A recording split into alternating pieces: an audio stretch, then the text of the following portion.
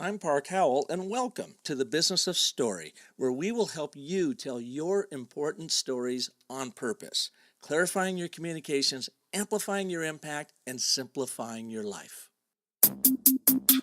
I thought it was just a stupid picture of a pig in the ocean. But after hearing that story, I had to have it. Now I wasn't just buying a picture, I was buying a story. Story literally made the picture worth more money to me. That's what businesses are about. People buy brands, people buy stories much more than anything else. I work with a lot of big enterprise companies, but let's just say I always tell folks, drop the PowerPoint, close your laptops, start with your story. If you want people to get engaged and you want people to act, you have to tell them an emotionally powerful story. That's with great characters, it's with uncertain outcomes, and it's with high stakes and drama. All business strategy is a story.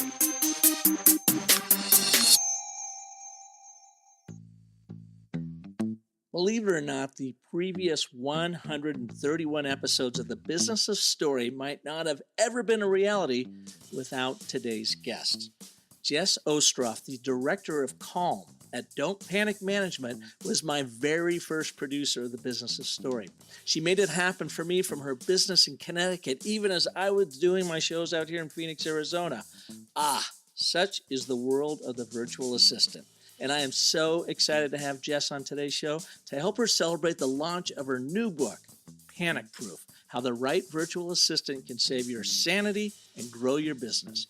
You know, Jess is like, to me, the eHarmony of the virtual assistant world. Since 2011, she's been making matches between chaotic, overworked entrepreneurs, a la me, with focused, calm virtual assistants. What I love most about Jess's new book is how she used her own tales of triumph and terror to connect with her readers. I'm telling you, it is so honest and so funny in so many areas. It's an absolutely heartwarming professional book and a really, really fabulous example of brand and business storytelling. How to use story to bring your business points to life. Congratulations on that, Jess. And today, she's going to share with us her insights on how to find the right virtual assistant, how to be an awesome client when you do find the right virtual assistant, and how to stop panicking and start growing your business. Plus, Jess even amused me by going through the story cycle lightning round at the end of today's show to see how dialed in she's got her brand story. You can follow along with your own story just to see how it compares. So let's take a deep breath and dive in with Jess Ostroff of Don't Panic Management. Jess, I am so delighted to have you on our show. I'm so happy to be here, Park. It's so fun to be sitting in the interviewee chair today with you. For a change, you helped me launch this program 2.5 years ago, if you can believe that. Wow, the time has flown and you've had so many amazing people on this show, and it's just been so great to see how it's grown and really become a known brand. Oh, well, thank you. And I had never really worked with a virtual assistant before you. And of course, you came with Jay Baer and Convince and Convert, who helped me launch the show. And of course, I was on their network for quite a while. But he introduced me to you and your talents. And the very first time I ever experienced then really that whole virtual reality thing. And again, this was coming out of 20 years of running a traditional ad agency with traditional mouths to feed in the form of traditional employees, all right here in Phoenix, Arizona, that it was hard for me to make that shift. But when we launched Business of Story on July 1st, when was it? 2015, I was in Paris with Michelle on a project over there with ASU, but we were also doing some traveling. And I remember the night that it went live, we were drinking champagne. And we're like, woohoo, we're up and running. And here it was. You did the production out of New York. Jay, of course, out of Indianapolis, and the work, well, he's near Indianapolis, I guess, with Convince and Convert. Right. And that was my first experience in the VR world, VA world. And I got to tell you, it was awkward, weird for me because I didn't have full control like I felt like I had to have. But it also completely opened up my world. So that's why it's so great to have you here 2.5 years later, talking about how your world is opening up and your new book, Panic Proof: How the Right Virtual Assistant Can Save Your Sanity and Grow Your Business. Congratulations on getting that written. Thank you. And wow, I didn't realize that that was your first experience. That's pretty cool. Yeah, I was a VA virgin, if it comes right down to it, But you Yeah. guys always made it so easy. Now, I was lucky too because, well, Jay brought you into the picture, so it wasn't like I was reaching out, but now I understand how it works.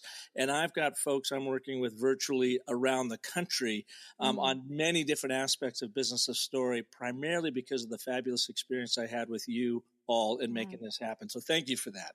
Wow, thank you. I'm so glad it worked out for you because, I've heard stories of it going the other way. So, and that's why I wanted to write this book, is to kind of address the fears and the issues that people tend to have and all the common misconceptions about working virtually and hiring virtual assistants. And I wanted to do that from a place of my own experience, because not only am I a virtual assistant and I started out as a virtual assistant, but now I've grown that practice into a business. And so I'm a business owner and entrepreneur as well, which is what a lot of my clients are. So I can kind of see the challenges and the pain points from both sides. And so I thought I should share my experience from that perspective in the book. Well, it's great. And if for you listeners out there wondering, maybe scratching your head, what does a virtual assistant have to do with business storytelling? I can tell you that Jess's book is such a delight to read, because she not only opens her world up to you in the stories that she tells, and I want to get to your origin story here in just a second, but she uses storytelling beautifully throughout the entire book to make her business points, to talk about why and how to be a good client. And we're going to cover a lot of that, but I think that you have really exemplified in this book how stories can help sell a business, help people understand an industry such as the virtual assistant industry, and really get to know a provider like yourself. So I also want to give you a congratulations there. And my hope was some of the guests that you heard while producing Business' Story helped you kind of formulate how you told your story. But let's jump into your origin story that you share in the book, because I thought that was really fascinating. I learned something about you that I didn't know either. So how did you get to Don't Panic Management? Yeah. Well, it's funny because when I took about 8 days and went into a cabin in the woods of New Hampshire and didn't have Wi-Fi, and I decided to write this book on my iPad using an app called Scrivener, because I didn't want to have any other distractions. I didn't want to have an email program open. I didn't want to have chat. I didn't want to have anything else. And the first thing I did, because I didn't really know what I was going to write about yet, was write my story. And it was really long. I think it was like 30 pages when I first wrote it, before I cut it back a little bit. But the start was, I graduated college from New York University in 2008. And as many of us will know, that was a tough time for the American economy. And we were, as graduates, all being put the fear in our eyes, because it was really hard to find a job. And I decided that instead of going the traditional path that a lot of my colleagues and fellow classmates were struggling with, which was, get an internship at an accounting firm or get an internship at a financial firm and then hope that they like you and the hope that they offer you a job, I decided to just completely do something different. And well, what did you study at NYU? I studied marketing and international business. Okay. But I liked the, story aspect of marketing, but I didn't like the sales. I didn't like the advertising, and social media was pretty new. I think if I had gone there today, my experience would have been really different and maybe a little more interesting, but I really just wanted to make money and travel around the world. That was the only reason I chose. Right, exactly. So I thought, marketing is great. You get to talk to people, you get to solve problems, and then learning about international cultures and customs, I could do a great job traveling. I also minored in Russian, which I thought would be a good idea because it wasn't as common of a language as, say, Spanish or French, and thought that would help me as well. Well, and with all the collusion going on these days, that might really pay off for you. I know. Maybe I should consider a career switch into politics or law. No. Yeah. But I looked into Peace Corps. I really had a great experience through my church growing up doing Habitat for Humanity trips. We would do these like mission trips, I guess they're called, every year. And I really loved it. I loved going to different places, and I loved being on the demolition crew. I liked having a hard hat and a sledgehammer and tearing things down. That's not what I ended up doing. I ended up going to apply for an AmeriCorps program, which is like Peace Corps, but in America. And I worked really closely with Teach for America people. And I worked in a middle school in downtown LA, and I taught math and science, not anything I expected to be doing, but that was sort of the point to kind of change things around and jumble my brain and see what else is out there for me to do. And that also was a way for me to get out of New York and move to LA. Yeah, but it's not like moving to LA in the lap of luxury. As an AmeriCorps representative, you have to literally live on the edges of no money, no food, tough living conditions. I mean, you are totally embedded in the communities that are just forgotten in America, aren't you? Exactly. Our core neighborhoods were Watts, Pico Union, and, these places where gangs run the neighborhoods and where 99% of the population is Latino or Black or Puerto Rican. And so definitely getting, me as this bushy-tailed girl in there was really an eye-opening experience. And I qualified for food stamps. So I got them, which was great because I was able to buy groceries. I had 8 roommates in a 4-bedroom apartment. And really got to know what it was like to live a little bit differently. Did you ever, within that experience early on, did you ever ask yourself, what in the hell am I doing here? What have I done? At first, I think it was so new and so exciting, and I was so busy. I don't think I had the chance to think about it. But as the months dragged by, I remember, I think I started in August, and by January and February, I was like, wow, what was I thinking? But because it's a temporary program, it's about 9 or 10 months. So the end was in sight. Well, what's interesting to me about that is such an example of the hero's journey. Here you are, you were in your normal world, living out in New York. Sounds like a very wonderful life. A graduate of New York University. You're living the good life, and you get this call to adventure, and you go to this new extraordinary world, which is almost the complete shadow world or opposite of where you were. And here you found yourself in the middle of this AmeriCorps journey, which I would imagine you learned as much about yourself as you did in teaching those kids and helping others around you. Oh, yeah. Absolutely. And it's funny, I've always been called to adventure. I should have been in one of those, hero movies. But definitely, There's still time, Jess. There's still time. That's right. Yeah. I always knew that I had a little trouble with authority, to put it nicely. I remember being in 6th grade in algebra, and my teacher was not a nice lady, and she was always pushing us to do things that were hard and didn't do a good job explaining the problems and helping us find solutions, and I just hated her. And I remember I was always a good student, but I didn't want to do the work just because I didn't like her, and I didn't like her attitude. And that became more clear, that sort of pushing against things that I don't want to do continued as I got older. And through the AmeriCorps program, I remember being maybe like 30 seconds late to one of our Friday morning meetups. And what we used to do, if you've ever been to LA, in downtown LA, there's a little park. It's called Pershing Square. And every Friday we had to go there and in our uniforms, which were, polo shirt and these really ugly khaki pants, shirt tucked in with a belt, and you're wearing like Timberland boots. So you kind of look like a construction worker or like a safari leader. A preppy construction worker at Yeah, that. yeah, that's right. That's right.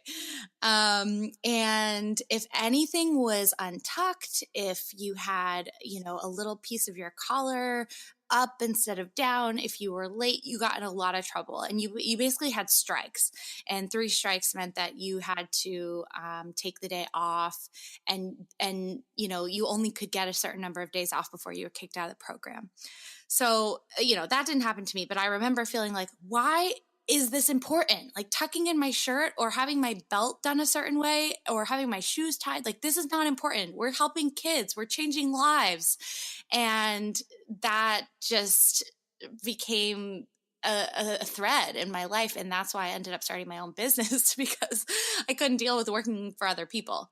So why was it important? There must have been a method to their madness. Yeah, definitely. And I learned that, as I was working with these kids, and they would ask me, well, why, miss? Why? They were always asking why. And sometimes it was because those are the rules, and because society has rules. And I learned that for myself, that yes, I lived this wonderful life. I had great parents. I went to a great school. I never wanted for anything. But these kids were saying, well, my brother sells weed on the street and he makes enough money to buy the latest pair of sneakers. So why shouldn't I do that? Their examples for success and for getting the things they want were oftentimes illegal, if not, just dangerous. And I remember this one kid. So one of the things they talk about in this program, which was called City Year, is to find your starfish. And you've probably heard the starfish story. It's told in a couple different ways. It's either an old man or a boy walking along the beach and picking up starfish and throwing them into the ocean. And some other person comes by and says, why are you doing that? Why are you throwing these starfish? There are hundreds of starfish on this beach. And the guy picks up one and throws it into the ocean. And he says, well, I saved that one. And so it's the idea that you're trying to connect with even just one student. You don't have to connect with every single person in the classroom, but finding one student that you get along with and that trusts you and that listens to you. And my starfish was a boy who his father was in jail. His older brother, like I said, was selling drugs on the street. His mother was, parenting 5 other children, so didn't have any time for him. And he was thinking to himself, why don't I just do the things that my brother is doing? He's my role model. What's the point of me being a good kid? And I had to figure out how to learn that for myself about why rules are important, but then also explain that to him. I tried to basically redirect him. He was a really great student, actually. He just had behavioral problems. He was a really great artist. So we started kind of designing T-shirts. And I tried to get him to focus on that, focus on drawing and focus on maybe doing something that was going to be good for other people instead of doing the easy path, which would have been, selling drugs with his brother. So I don't know where he is today, but, Well, and it goes back to that Pershing Square incident. Why do you need to show up on time? It's discipline. Why do you need to be tucked in? It might seem inane, but it's discipline. Mm-hmm. It's finding those right habits that you can do every day that really lead you down a path of success, or it can, of course, lead you the other direction, the path of failure. So you did this with AmeriCorps for about a year, and then what? And then I actually was invited to stay on as a curriculum director, but the schedule didn't work out for me. I had something else going on that summer. And I always think about what would that have been like if I had stayed and been sort of more of a leadership position. But instead, I was doing some odd jobs and then found a position in a nonprofit organization, basically building a leadership program for high school students. And it sort of combined my marketing experience with my, desire to serve and to help less fortunate students. that lasted a few months, but again, my my issue with working with people who didn't do things the way I liked to do them, or, you know, again, I'm like 23 years old and I'm like, I know everything. I went to business school. And so is this still out in Los Angeles? Are you yep, still in California yep, at this I'm still time? in California. There were just, as I'm sure many people know who have worked in nonprofits, there are often a lot of inefficiencies for various reasons.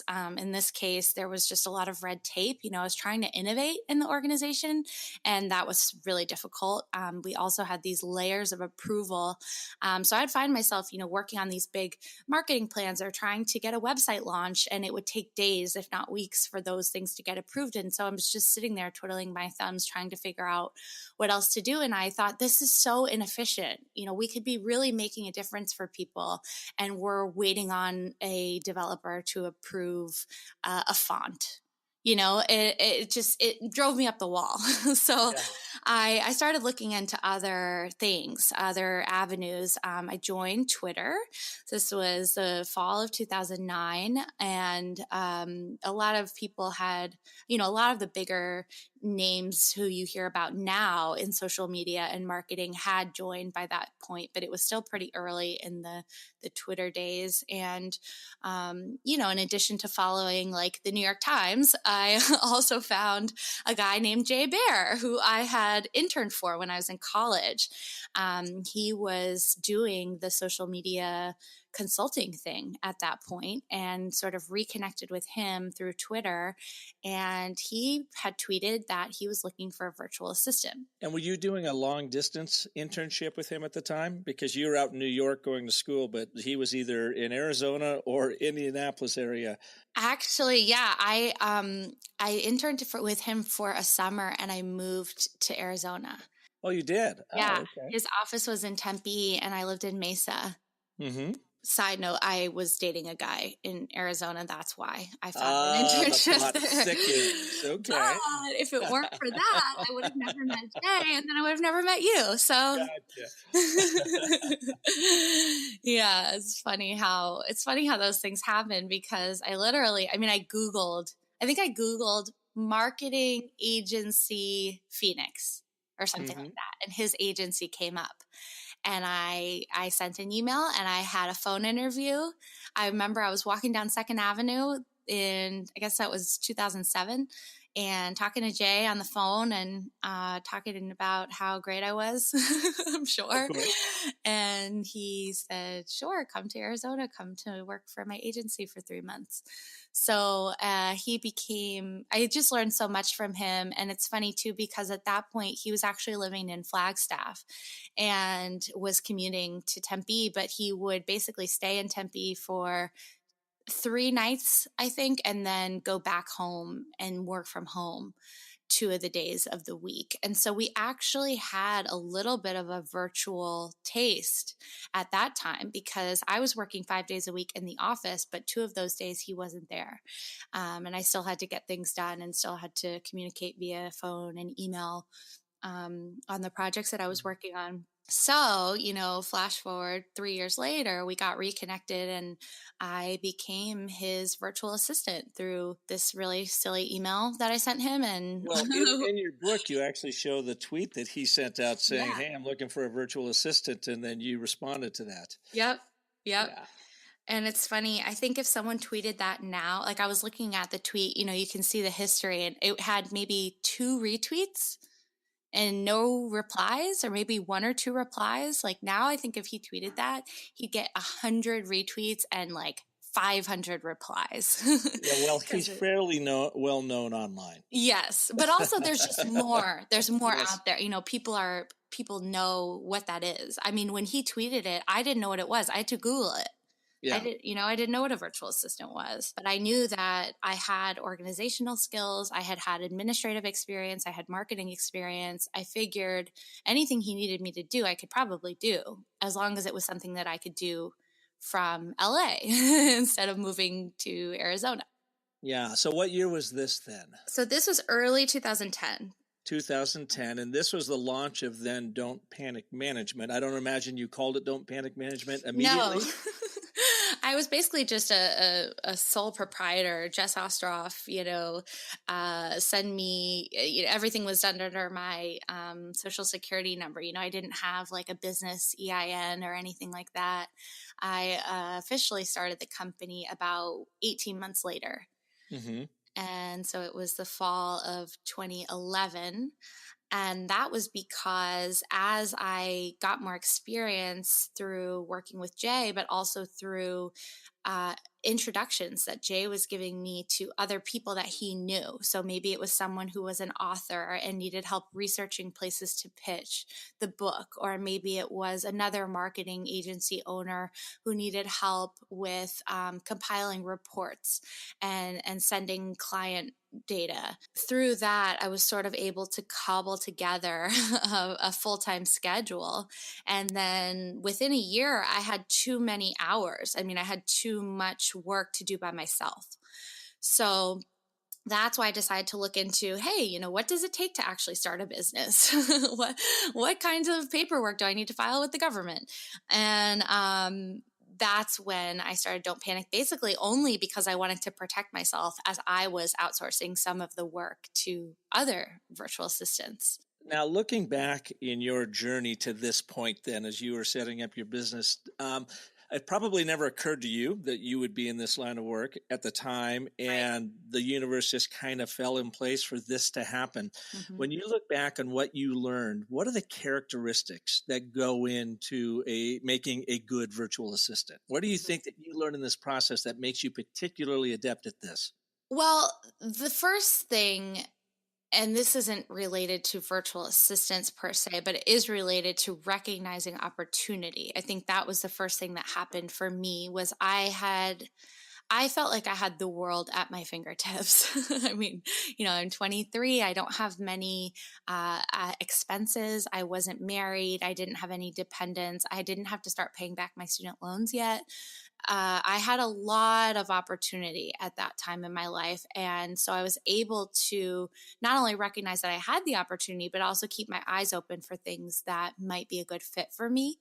And I think that the best virtual assistants are curious about what is out there and how they can use their skills to make a difference for someone else. So being curious and being willing to sit behind the scenes, so being humble, because a lot of times the work that virtual assistants do never get any credit. And, you and Jay in particular have always been so gracious about mentioning me and mentioning my team that we do this work, but a lot of people never get any kind of recognition for the work that they do. And you have to be okay with that because you're doing it for the benefit of someone else at the end of the day. I think that being proactive, as soon as I saw that tweet, I sent an email, and I sent a long email. I think it was like 7 reasons why you should hire me. I just went for it, and I wasn't afraid to look like an idiot. I just wanted to see what would happen. So being proactive, not only about looking into opportunities, but also in trying to anticipate the client's needs. That's something that over and over again, I hear from clients as one of the top gauges of whether it's a good fit. It takes time. It doesn't happen right away. But when they say, my assistant knew that I was maybe going to need this thing, and they came to me with it before I even had to ask, that to me is like the ultimate marker of a successful relationship.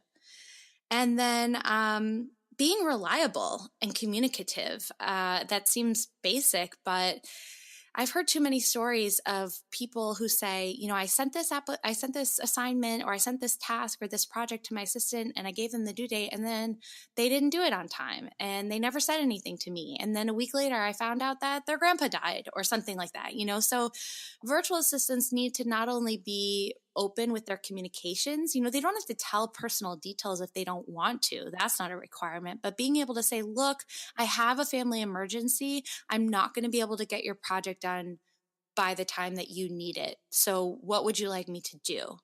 Being proactive in that communication, but also having that communication and trying to figure out a solution to the problem, presenting a solution to the problem before the client has to come to you and say, hey, where's that project? Hey, it's past the due date. What's going on? That's to me one of the worst things that can happen in a virtual assistant relationship. You always want to be ahead of the curve with explaining what's going on in your life and how it's going to affect your projects. Yeah, I know in your book too, you talk about how to treat virtual assistants, and we'll get to that in a minute. But I'm wondering if it's sort of a framing of the title virtual assistant, because I'll be honest with you, the first time I heard about virtual assistant, I just assumed it's that person somewhere out there in the world, quite often in the Philippines, as you hear, that are just, taking care of the mundane tasks that you don't want to do. But what you're talking about in your book highlights it's so much more than that, that you need virtual assistants are really about everything you just said, being proactive and stepping up and anticipating problems and challenges so that you are there to bridge that gap for a client. And I don't know that maybe I'm just unique in this, but I don't know if a lot of people realize that. I think they think it's more like, the Girl Friday or just getting the to-dos done. But what you're talking about is really that sidekick superhero that is there to just help guide and support you in every step of the way of building something. Absolutely. I think that's a big problem. It's not only what you were saying about taskmasters in the Philippines, it's also some people think that a virtual assistant is Siri or Cortana, or Alexa. And there's a lot there are a lot of articles out there about that, how to use virtual assistants to get your work done. And it's like, tell Alexa this or that, add this to your shopping list. And I'm like, it's definitely a branding problem that we have. And I don't have an answer. I've been trying for years now to think of another word, another title. But even then, even if I came up with something, I'd have to get everybody else on board right. with doing that. But I think you do a good job in your book to reframe that a little bit. You mentioned 3 other solid books in the virtual assistant world in here, and I'm just trying to find the page that you talk about. Do you recall those 3? Because the one things about virtual assistants, I've heard about them as well, and until I had a chance to work with you, you sort of broke the mold of what I thought a virtual assistant was. And I find even the horror stories of getting the right virtual assistant, you almost need a VA to find a good VA. Yep. It's a lot of work. So the other books were Virtual Freedom by Chris Ducker, and Chris has an interesting story because he does run a virtual staff finder, which is in the Philippines. And so he actually really can speak, if you're interested in hiring someone from the Philippines in particular, he can really speak to what they are best at.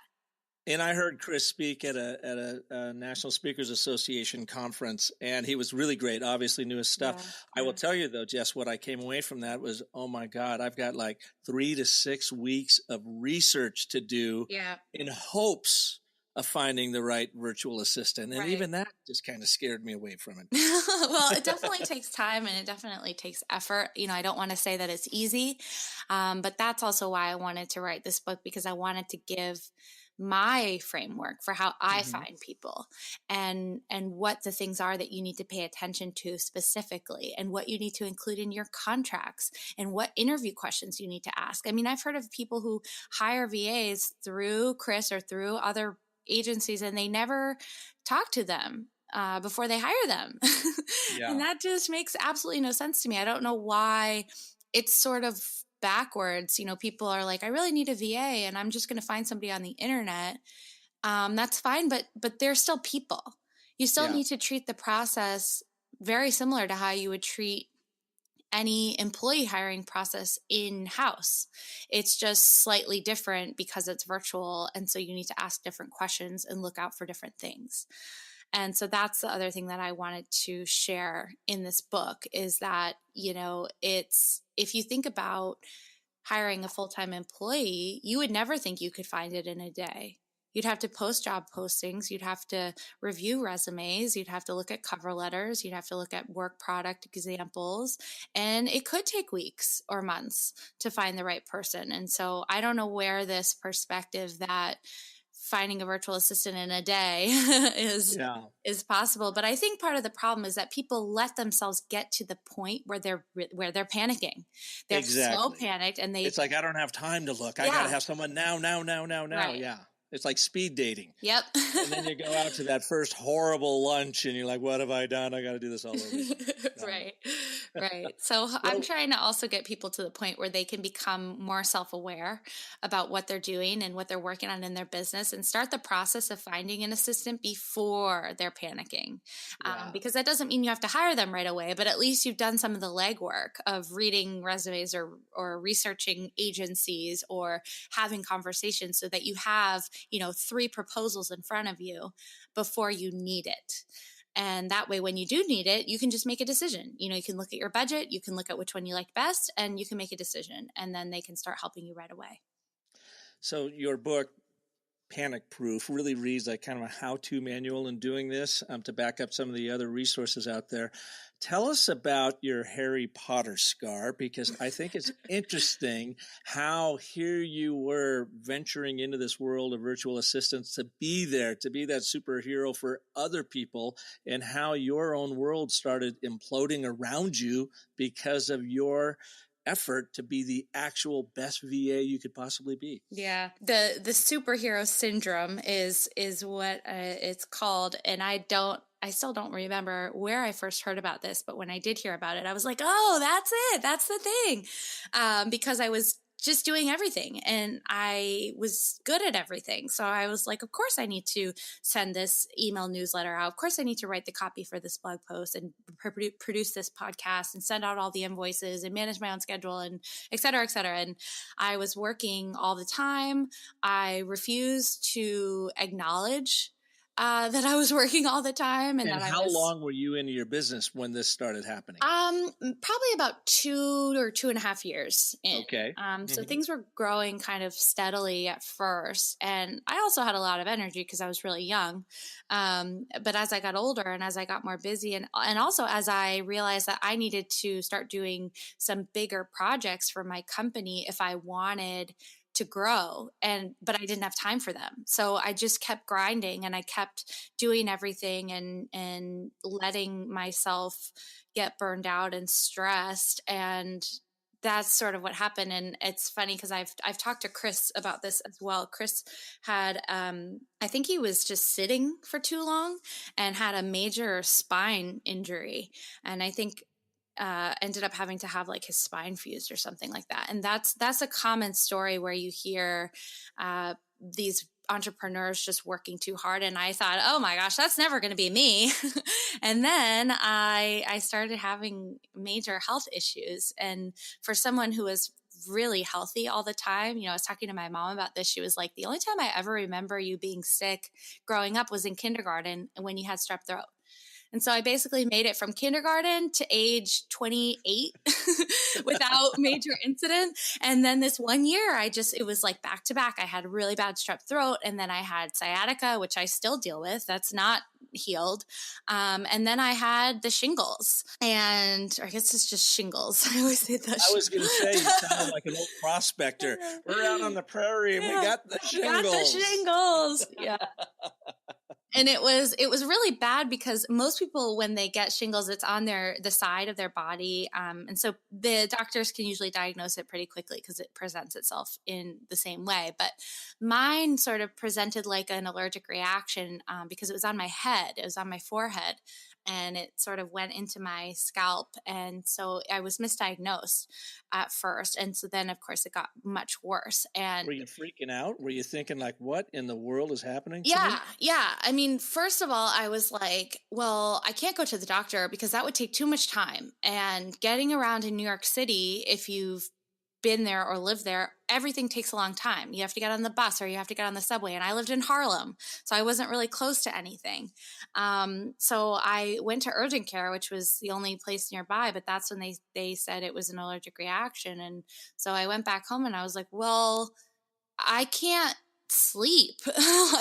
And if I can't sleep, I can't work. It was all about working. It was all about doing whatever I could to just make sure that my clients are happy, and my health came second to that. Everything that I did came second. And you were a sole proprietor at this point. You had no other assistants. I had other freelancers that were working maybe 10 to 15 hours a week. Maybe I had 3 at the time, but I didn't have any other full-time employees. So it was basically me and like a few of my own virtual assistants.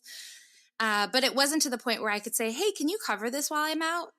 Because I really siloed everything. There were things that I did, there were things that other people did, and there wasn't any visibility between those things. And that was a mistake? Oh, yeah. A huge mistake. Because I thought I was so valuable. I thought that nobody else could possibly do the things that I did. And clearly that didn't work because, well, one, that's not true. That's hardly ever true. Most people are replaceable. Most skills can be learned or taught. Unless you actually are like a brain surgeon and have gone to, 15 years of schooling, things like that. It's not that easy to transfer the knowledge, but the stuff that I was doing was not rocket science. And why I thought that I was so great was because I had the superhero syndrome. So once I finally got into a dermatologist, I was definitely freaking out. I couldn't really see. It felt like I had a fever. And I was just in a lot of pain, and it was. You mean your vision was literally going? Yeah, because it was really close to my eye, my right eye. And she said, if you had waited any longer, you could have lost your vision permanently. Well, that was a wake up call. Wow. Yeah. And so I kind of I don't ever want anybody else to get to that point. And I know that even wasn't as bad as it could have been. I've heard people have heart attacks, people have strokes, there are worse things that could happen. But that for me was definitely the worst thing that had ever happened to me, because it meant that I had to stop and I had to say, I need help. And that was the first time I had ever asked for help, because I thought that asking for help meant that I was a failure, or that I was never going to be a successful business owner. When the reality is, the more you ask for help, the more things that you can delegate to other people, the stronger a leader that you are, because it lets you get out of your own way to focus on the things that you are uniquely qualified to do. I was not uniquely qualified to send invoices. Other people could do that. And I hated sending invoices. Why was I sending invoices? Yeah. But I just didn't want to admit that I couldn't do it all, or that I shouldn't do it all. Sometimes it's not even like a can't or a couldn't, but it's a why am I spending hours every month creating expense reports and doing stuff in the bank account when I could have a part-time bookkeeper do this for me? It's more that, because then all of a sudden, once I sort of rejiggered my priorities, after, I got through recovering, and to your original point, the reason I talk about this Harry Potter scar is because I do have a scar. It got really bad. It was like, it was like a big gash in my head, which was also weird. It doesn't usually look like that when you get shingles. My God. The way it healed was sort of it's not a full lightning bolt. It's like a half a lightning bolt, but it kind of looks like the Harry Potter scar. And really, you use that as a reminder to keep your head on right. Exactly. Huh? Because it's never, I put vitamin E oil on it, but it's never going to go away. And it's a reminder that I can't let myself get to that point, because nobody was putting that stress on me except for myself. I think that's the biggest takeaway for me about storytelling too, was that the stories that we tell ourselves are more important than the stories that we tell anybody else. And the story I was telling myself was that I was a superhero. I can't ask for help. I can do everything by myself, and I'm going to do whatever it takes to make that happen, even if I get sick. Well, and you fell into your own trap. Right. Your life is helping other people to overcome their superhero syndrome and not get the shingles. Right. And what do? Yep. The cruel, cruel universe. It's got such a wicked sense of humor, doesn't it? It really, really does. Right. But now you find yourself with Don't Panic Management. You've got a team. How many folks do you have around you now? Well, we've got 3 full-timers, and then, the team of VAs kind of fluctuates depending on our needs, but it's usually between 15 and 20 people on the team. Okay. Besides your health risks, I've got a question for you about what was the biggest catastrophe that you averted for a client? Ooh. That's a good question. It took me a long time to learn how to say no. I would, it's sort of all related, I guess, to this idea that I could be all things to all people. And I think that the biggest catastrophe averted was when I finally said to a client who had been asking for more and more, which was actually, it was a good thing in a way because they were happy with our services. And so they kept saying, well, can you do this? Can you do that? Can you do this other thing? We want to have you do more. And it got to a point where they said, can you build us a new website? Can you make us a new marketing strategy? And I thought, I really want to do this for them. I really like them. I really want to help them. But I said, no. I said, we focus on implementation of marketing services. We do not focus on strategy in marketing services. And luckily, we have a bunch of marketing consulting companies that we work with. So here you go. Here, I can intro you to my marketing strategy client friends, and you can work with them. Now, they were not happy about that. They didn't want to work with anyone else. They wanted us to do everything. They wanted us to manage everything. And I'm saying this is a catastrophe averted because before that, we had another client where we did try to do this for them and it didn't work out. And that's when we decided we're not going to do strategy anymore because we can't be 100% focused on the implementation if we're always focusing on the strategy. And by the way, there are plenty of other strategy companies out there. There are not a lot of implementation companies. So we needed to stick to our guns, focus on what we did best, and say no to everything else.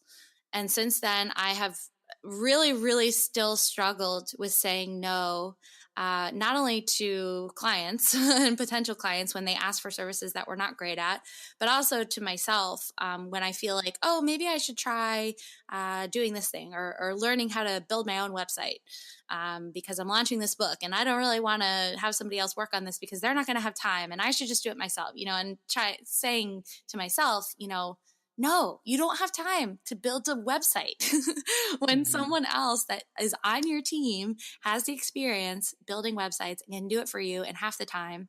And yes, you'll pay a little bit of money, but it will be much more worthwhile to pay the money than to stress yourself out and wear yourself to the ground during this time that's already stressful. Yeah, absolutely. You have to understand and live into your strengths, don't you? And it's so hard. I think it's very natural for all of us to say, yeah, I could do that for you. Yeah, I'll help you take that. There's that side of us that wants to be the helpful human being. Mm-hmm. There's also the entrepreneurial side that says, oh, that's be a little bit more cash flow. Yep. But, before you know it, you literally become that Swiss Army knife. And therefore, you're not really helping in the core area that you're literally sharpest in. Right. Pardon the pun there. Right. So what then was your biggest victory so far in Don't Panic Management that you knew, man, we are on the right path here and we are, sort of redefining what it means to be a virtual assistant? Last year, I had gone through a really painful firing of somebody, and I never, nobody likes to fire anybody, but especially when you work with a team that it works so closely together. Even though we're virtual, we talk like every day and we have in-person retreats, and culture is really important to me. So I really like to get to know my team and help them grow as individuals as well as professionals. So I was feeling really lost because getting rid of that person and restructuring the company made me feel like, you know what, maybe I'm out of my league, and maybe I don't know what I'm doing here. So I decided to look into a coach or some kind of leadership consultant or business consultant. And I found this woman through a recommendation, and her approach is getting together with basically your entire leadership team and her, and building out a strategic operations plan that's not only going to look at the next year, but also the next 3 years and the next 5 years. And it was a big investment for us, and I wasn't sure what was going to happen, but we did get together in May of last year, and we built out this plan. And what I've realized about myself and my team is that we don't have any shortage of ideas. You know, should we create a community for virtual assistants and have it be a membership program and people can pay, $5 a month or whatever to be in the program? Or should we have in-person events and do them regionally and attract virtual assistants to come to, we have all these big, crazy ideas like that, but we couldn't figure out which ones to focus on because we didn't know what was most important, what was the most risky, what was the most costly. We weren't doing those analyses, and we also weren't evaluating our own strengths and weaknesses well enough to see, well, do we even have the resources, or can we build the resources to do some of these things? And what we learned was that, first of all, writing a book was the lowest hanging fruit and that I should have already done that. But since I hadn't already done it, I should do it. And for me, just seeing the data there, we had all these different charts and graphs and data around what it was that we should be focusing on. And so seeing that there and having the whole team on board with, yes, Jess, you should take 2 weeks off of work and write this book. And we should invest the money in order to publish this book and get it edited. That was really big because I never wanted to do anything that wasn't going to directly contribute to the bottom line of the business. And I wasn't 100% sure that the book would. So that's why I didn't take the leap. But bringing an outside voice in to weigh in on what our operations looked like and what our core competencies were and our core values were and what things we should do going forward to move the needle was really the best thing I've ever done. Not only did I take time off to write the book, but each person on our leadership team was given a couple of weeks, 1 week at a time, to do these sprints, quote unquote, where they would just focus on these higher level projects that we had decided to do. And it was just amazing to see what people could get done in a week of uninterrupted work. It doesn't seem like a lot of time, but all these projects like, making videos for the site or building out training materials for our team would always get put to the back burner when you've got client work and, different people weighing on your schedule. And so removing that for just a week at a time for each person was hugely beneficial for taking us to the next level. And you started this by talking about having to let someone go. Mm-hmm. That sucked. Was that just because they weren't fitting into what this new plan was that the leadership coach helped you devise? Yeah, well, it was before that. Okay. We had sort of recognized that it wasn't a good fit for a number of reasons. I think any small business owner could relate to this. That when you're growing, it's not all of the positions are one thing. Sometimes it's like your operations person is also your HR person, or your Right. Your marketing person is also your bookkeeper or whatever, and lucky for me, and I think this is true for a lot of people who end up working in virtual assistant type roles, a lot of these people are sort of jacks of all trades. And so we can put them in a position that has multiple responsibilities. But in this case, this individual, I think, just wasn't equipped to do all of the things that we were asking and wasn't becoming a fit culture-wise. And again, once I learned how to say no, I realized, Yeah. if it's not a hell yes, I was feeling kind of weird about it and it wasn't a hell yes, then it was a no. And Right. it was time to let her go and reevaluate where we were going. And that sounds like it was the impetus to bring in the leadership coach and get you to really dial in exactly with what you're doing and getting to where you are with your book today. So you, I guess, really have to have the maturity of a business and an entrepreneur leader to be able to look at that and say, this isn't working, and then having the courage to do something about it. And it's that second step that's so difficult, having courage to do something about it, because as you said earlier, first and foremost, all of us are in the people business. Mhm. And the last thing you want to do is hurt a human being. And it can be hurtful when you have to let them go. But you also, Absolutely. I'm sure, did them a favor as well as strengthen your overall team. So that's just the way that works. What makes for a good client? Oh man, I have a whole chapter about this. What do we need to know to work with a virtual assistant? And we can go quickly on this, but what Okay. are the three top things that we've got to be cognizant of as clients when hiring virtual assistants? Yes. You have to know what you want first and foremost. I think a lot of clients come to us and they say, well, I know I need help, but I have no idea what I need. Okay. Well, And do you help them figure that out? yes. Because quite often it's like, I just need help, but I don't know what that Right, is. right.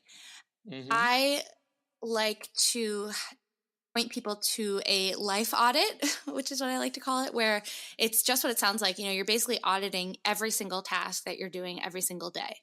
And it's scary. And a lot of people don't want to do it because they're afraid of what they're going to see. They're afraid of all the hours that they wasted each day and all the tasks that they're doing that they shouldn't be doing. But, being realistic and self-aware about where you're spending your time and your hours, for a lot of us, time is money. We maybe can sell our consulting services or our time for 3 to 5 times what we would pay for someone else to do some of the tasks that are wasting our time. And so being realistic with ourselves and understanding what it is that we're doing and what it is that we're spending our time on is the first step to figuring out what you can delegate. And I don't think that delegating is the only answer. In the book, I talk about first relegate. First, maybe there are things that you're doing with your time that you just shouldn't be doing at all and nobody should be doing. Maybe it's something that you have always done, but you don't really know why, or it's something that's not really contributing to the bottom line of your business. So just get rid of it. Automating, there's so many tools out there. I could spend a whole hour talking about tools that people aren't taking advantage of. And a lot of the tools are free. So it's no cost to you to start automating some of your tasks. And then once you've relegated and automated everything that you possibly can, then delegate. Then think about what are the things that I need to do and what are the things that somebody else can do. And you don't delegate your consulting calls. You delegate you scheduling the consulting calls and sending the invoices. You got to keep some things in your plate. And that's another thing, there's this whole 4-hour work week thing. I don't think you should delegate your life away. You still got to do something. And I think that doing those things is part of what brings people like us who have the entrepreneurial spirit and like to work. It's part of what brings us joy. And so I don't think that delegating everything is the way to go, but just delegating all the things that you cannot do or should not do. Just because you can do something doesn't mean you should. But the first step is figuring out what those things are and being able to communicate them clearly to an assistant so that they can do them for you, because they can't read your mind. Unfortunately, Right. That is not a skill that I have required yet, but maybe someday. Awesome.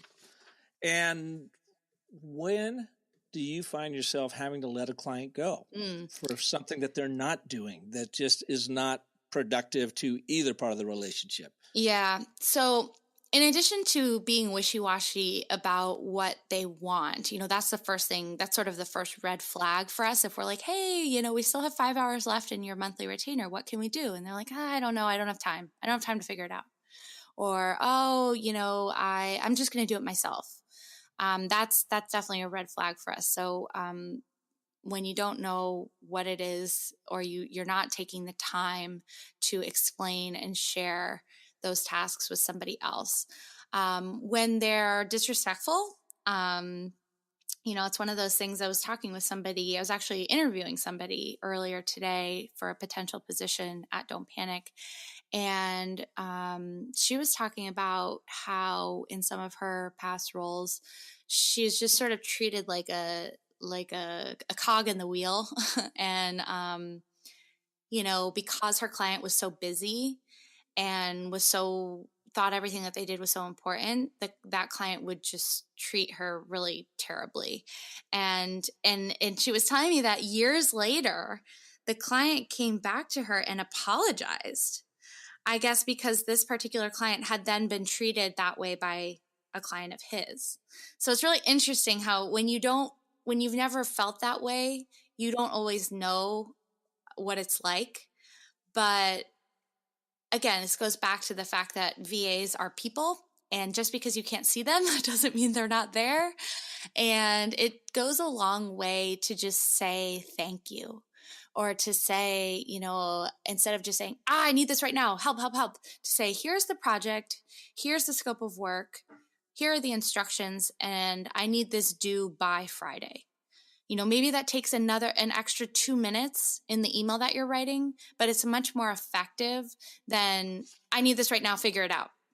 And that's the other thing I think about my approach, is that I'm not trying to create a relationship where it is a cog in the wheel or it's a taskmaster. I'm trying to create a partnership.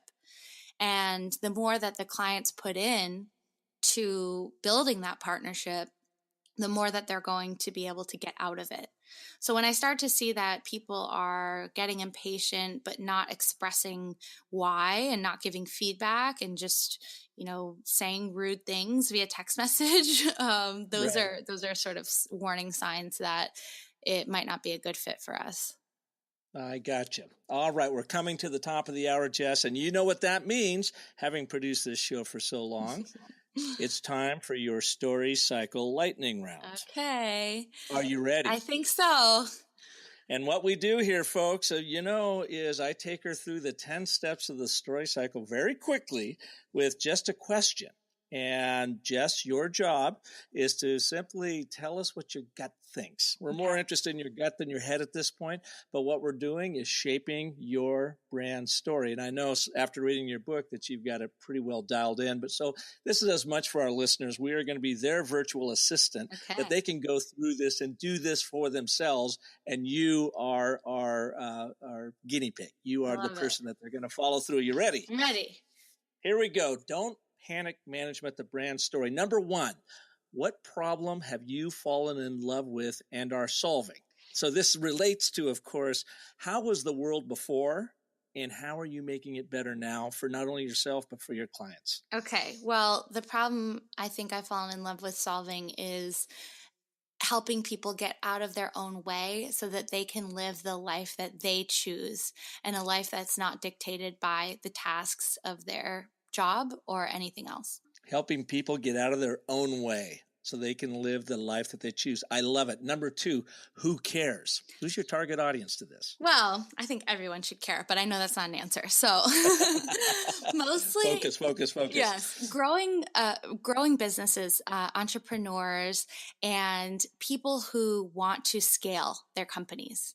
And okay, that leads to number 3. What do they want? Not only for their companies, but for themselves. Mm-hmm. I think so. They want to scale their business, but they know that they can't scale themselves. So they're trying to figure out a way to grow the company with some help so that they can focus on the things that they're uniquely qualified to do and delegate the rest.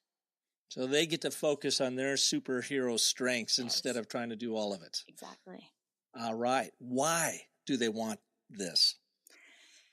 They either want more money, which is one thing, but I think a lot of the clients that I work with actually just want more time.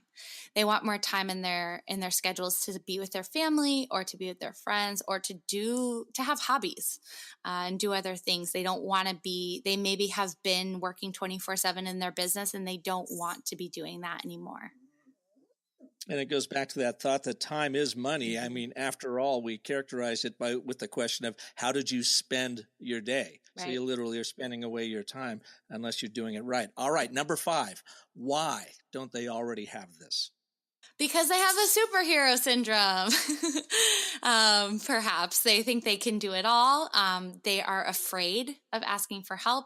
They're afraid of what the process might look like of getting help. And they think that it's easier to suffer with the way things are than to change and do something different. Easier to suffer with the way things are rather than change. I totally relate to that. Awesome. Number 6. This is about you. You are the mentor. How are you uniquely equipped to help them get it? I am great at getting into people's heads and helping them to be honest with themselves and their businesses of what they truly love or truly are great at doing, the reason why they started their businesses in the first place, and get them comfortable with the idea that they could trust someone else to do the other tasks that they shouldn't be doing. Right on. Now, what are you going to do? So this is that road of trials. How does this manifest itself with you helping them? I am going to understand what their needs are, what their personality is, what their work style is, and try to match them with a virtual assistant that would be compatible with their work styles, with the skills that they need, and who has the level of integrity and skills and communication to make them happy. Awesome. Number 8, what does success look like for them? So physically, what does it look like?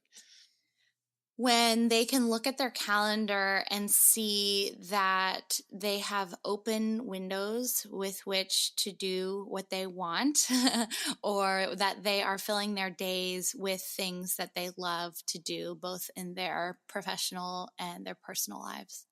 Number 9, what does success feel like emotionally? What does it feel like for them?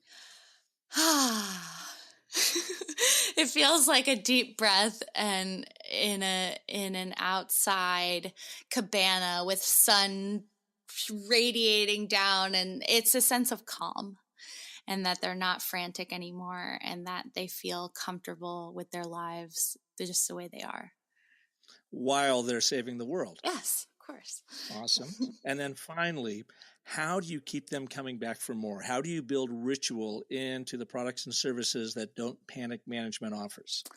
Well, as I said before, the services that we provide are not rocket science. Anybody could theoretically do them. We provide them with a high five and a smile. And having that friendly service, that reliable, trustworthy service that creates a partnership is what's the most valuable for our clients, because they can trust that we'll always be there for them, that they don't have to go through this whole scary process again, and that we're always going to help them grow their business no matter what direction they take. So in all of that, thank you, by the way, going through the lightning round. I know that's not always easy. So from a virtual assistant to a virtual sidekick, I mean, when you're talking about this, I think about Robin to Batman, or even more appropriately, maybe Alfred to Batman and or Batwoman, to equip them to go out and do their days, to make their life, as perilous as it is, of saving the world or helping their clients, as easy and customized and equipped as possible. Mm-hmm. So essentially, you are the virtual superhero concierge. Mm-hmm. You help, because nobody's going to completely, let go of their cape. Right. I mean, my goodness, we all have egos, and that's what we do. I'm out saving the world one story at a time, as much as I hate that saying, but I need someone, in my court, in the virtual world helps me do that. So that's what you do, way beyond an assistant, mm-hmm. way beyond, because you are, as you said earlier, being proactive, looking ahead, anticipating the needs of customers and clients. And I suppose when you are bringing anybody on your team, whether it's full-time or a virtual individual like yourself, that's what you want. You need someone out there looking out for you and then helping you be the best you possibly can be. Yes. Thank you, Park. That was great. You are the Alfred to my Batman. It's funny you say that, because I just watched the new Spider-Man movie last weekend, and I was saying there's always like nerdy tech guy or whatever Right. who like gets, even in James Bond too, there's always the person that helps the superhero get where they need to go and give them and has their back, in the moments when the Spidey, elastic stuff that shoots out of his webs, I guess, doesn't Right. work. The other one's there to do it for him. That is kind of what we are. You totally are, because you are there with the wisdom. You understand them. You get in their heads. You know what makes them tick. And then you create really cool things to be able to make the Batmobile go and have Spidey jumping from building to building, Yes. There's always that powerful sidekick, the Obi-Wan Kenobi and Yoda to Luke Skywalker. They weren't assistants. They were guides, they were mentors, and that's what you do in this world. And I would argue that, people have the superhero syndrome, but they can be even more powerful as a superhero if they open their, bat cave up to someone like you as a virtual superhero concierge, that sidekick that's like, no, we go beyond just inflating the tires on the Batmobile. We anticipate what you are going to come up against out there in the real world, and we give you the utility belt to be able to be the best and strongest Batman, Spidey, Superman you could ever possibly be. Oh man, Park, you're about to get quoted on the Don't Panic website for that analogy. I love it. Well, and I've seen you all in action, and you can attest to what terrific services that you all have to offer. And you've been a boon, a real help to the business of story. And so when your book came out, I was so proud to see that you have taken the time to do that, and that you are building such a wonderful company over there and helping so many people. Jess, I commend you. Thank you. Thank you so much, Park. Now, the book just came out, literally like 2 weeks hot off the presses. Where can people get it? You can go to panicproofbook.com, and that will take you to a website. There are some bonuses if you order more than one book, so check those out, and that will also take you to the link to Amazon to buy the book on Kindle or on hardcover, or hard copy, I should say. It's actually paperback, but it will be available there. So panicproofbook.com. And where can people learn more about you and have an interest in talking to you, maybe even taking them through that life audit? Absolutely. So you can go to jessostroff.com. That's my new website. Also, don'tpanicmgmt.com. We will have the life audit on both sites. So either whichever one you feel like going to first, go for it. And we'll have a little downloadable worksheet that you can use for your life audit. And then one of the bonuses with the book, if you buy 3 books, is you get a downloadable hiring guide for if you're looking for a virtual assistant. So check those out. Thank you very much. And of course, thank you, Park, for having me. I'm really excited to see what people think of the book. I think it's a different approach than what some of the other books on virtual assistants have done. I think a lot of the books out there already are really great. And this is just sort of my take on how I think, you should find, hire, and train a virtual assistant. Well, and like I said earlier, what I think you did particularly well in this book, besides just giving a lot of great information, is how you use stories and how you really connected with your own journey and those of some of your customers so that we could really understand what this is all about. And I commend you for that. Great, great job of storytelling. Thank you, Park. All right. Thank you all for being here on this extended. Now, Jess, after 132 shows, you have the new record. We are at 1 hour and 10 minutes, but I love the content so much that I want to thank you all for hanging with us for that amount of time. And I hope you took away a lot of great information about how you could put a virtual superhero concierge to work for you so that you can go out and make your impact on the world. And of course, if I can be of assistance to you in any way, shape, or form, visit me at businessofstory.com. If you are ready to start clarifying your story to amplify your impact and simplify your life, download my DIY Story Strategy Workbook, which then becomes your Story Strategy Workbook. Fill it out and let me know how I can help you create a more compelling story to sell across all channels. And please join us next week, next Sunday, when we will have another amazing story artist like Jess right here for you to help you craft and tell compelling stories that sell. And until then, remember, and underscoring what Jess said earlier in the show, the most potent story you are ever going to tell is the story you tell yourself. So make it a great one. Thanks for being here.